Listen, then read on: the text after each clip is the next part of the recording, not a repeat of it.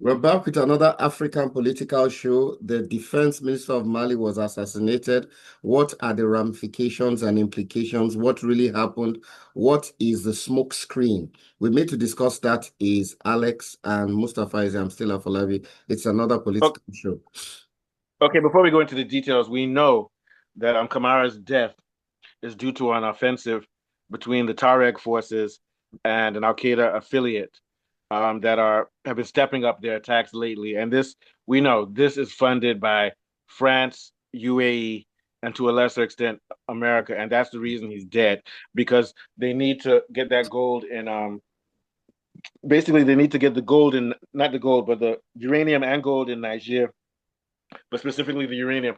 And they're trying to destabilize the Sahel nations because of gold and uranium. This is what is going on. The French have never really conceded giving up Mali, Burkina Faso, and Niger. They are covertly still giving funds, especially to the Tuareg forces, which are in the northern part of the area near Mali, which is fighting for independence from Mali or fighting to get territory from Mali. And we know that the French are very close to the Tuareg.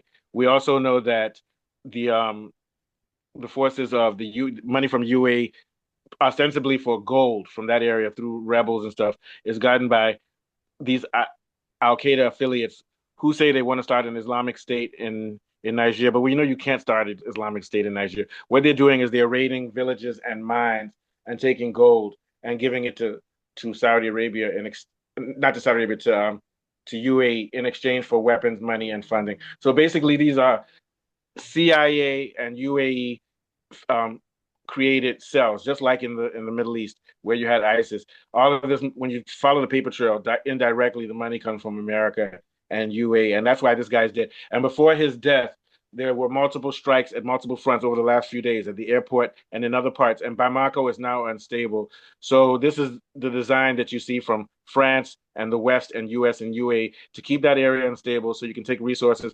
And I find this story very fishy. Can you hear me? yeah, Yes, I I hear you. can It's hear a you. fishy story. Yeah. I find it very suspicious.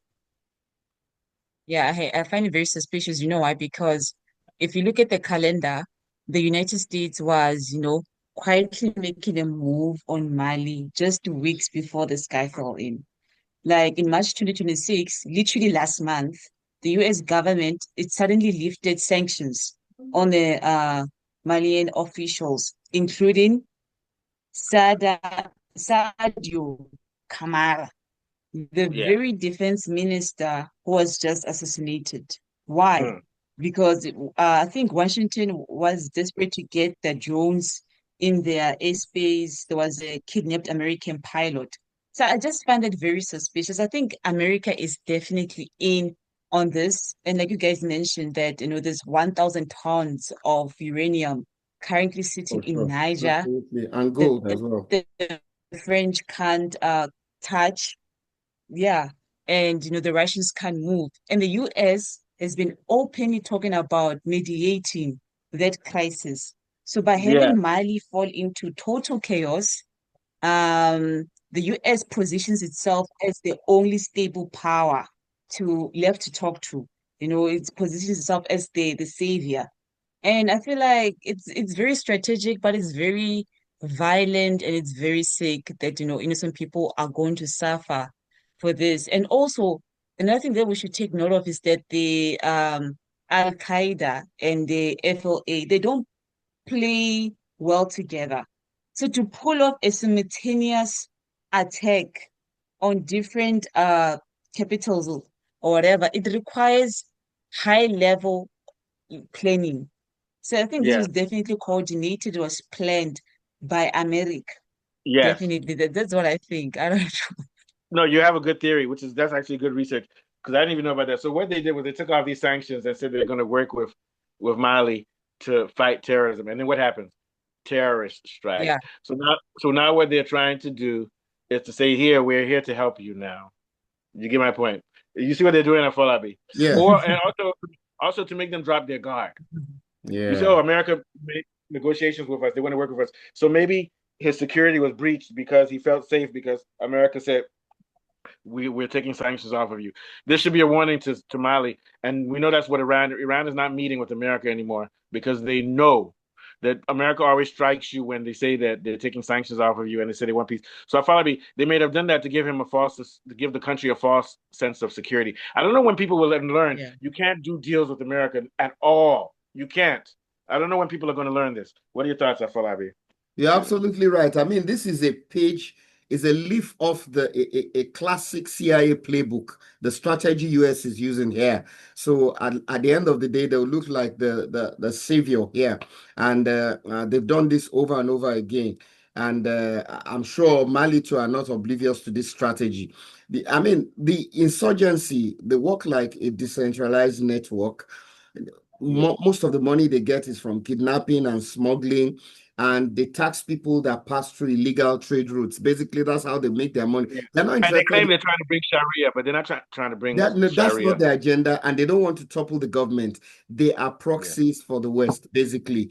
And if you look at where their interest lies, there's illicit gold that has been smuggled into regional and global markets, including hubs that are being refined, where gold is being refined in Dubai and United African Emirates. So their yeah, claims about direct foreign protection are unproven, really. Basically, they're yeah, there as proxies. They're supposed to cause chaos, destabilize the region so that the military is not coordinated enough as a single front to fight against this insurgency, basically. But I feel it's a wake-up call for Mali.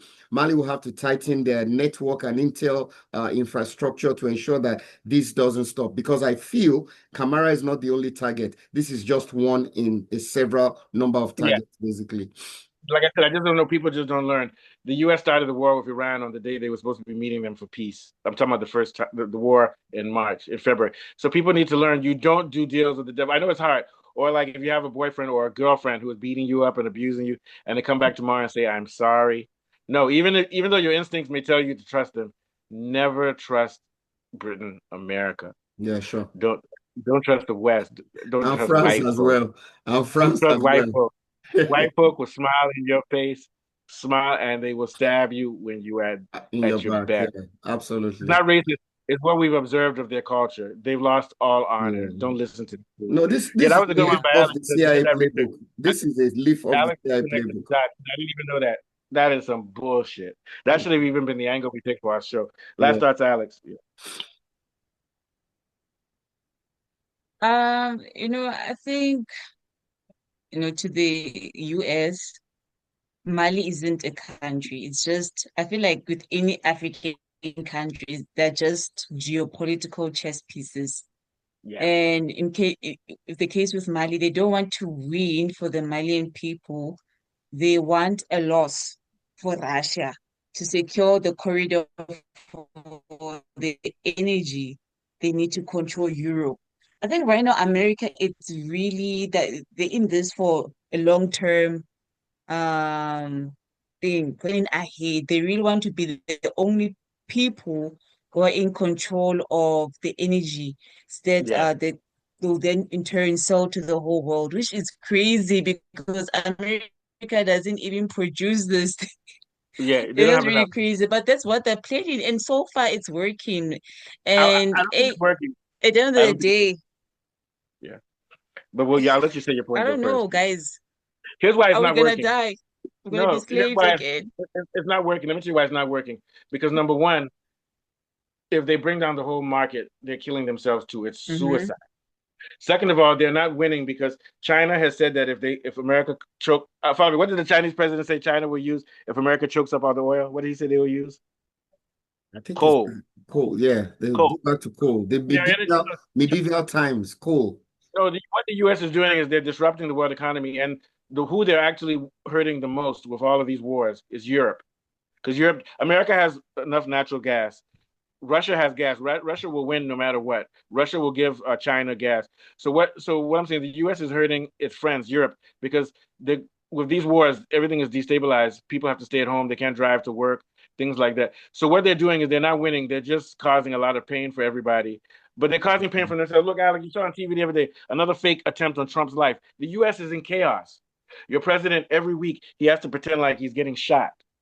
They're killing people on the streets of Yeah, Minnesota. like Uh, they say Yeah. like the food chain is broken in the U.S. Farms now are about to go defaulted, so they're not hurting anybody, but they're hurting us. You're right, but they're not winning because they're also speeding up their own decline. And they've done studies in yeah. history.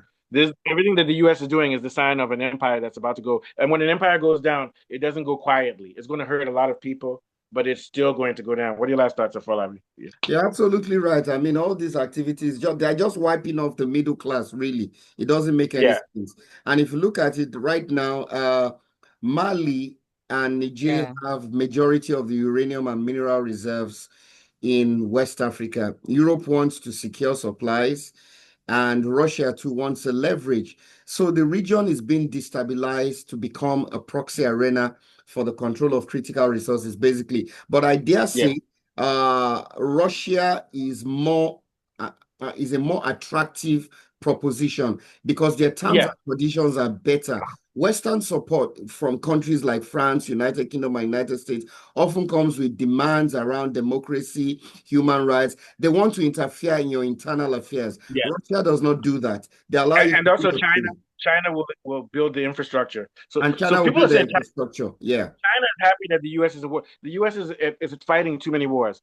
They're helping Ukraine. They're spending trillions on Ukraine, spending on Iran and losing. So my point being, with you, Alex, is they're going to lose because you can't fight on four fronts. And now the rest of the world, Spain now has joined, is going to lead. They wanted to kick Spain out. Spain is now friends with Iran. So the U.S. is losing friends. And at the end of the day, it's going to be like that one person that said, "Oh, let's say I brought the radio, I brought all the beer, so I have to control everybody." Everybody say, "Hey, fuck you. We'll go buy our own beer and have our own party, and you're not invited." sure. That's what's happened. That's going to happen to the Yeah. America. You're not invited because you're causing too much trouble. Trouble, yeah. Anyway, yeah, this is a good one. So we'll come back again on Thursday. All right, take us out of Falabi. Yeah. It's been another brilliant political show. I've been discussing the assassination of Sadio Camara, the Malian defense minister. I'm from Mustafa.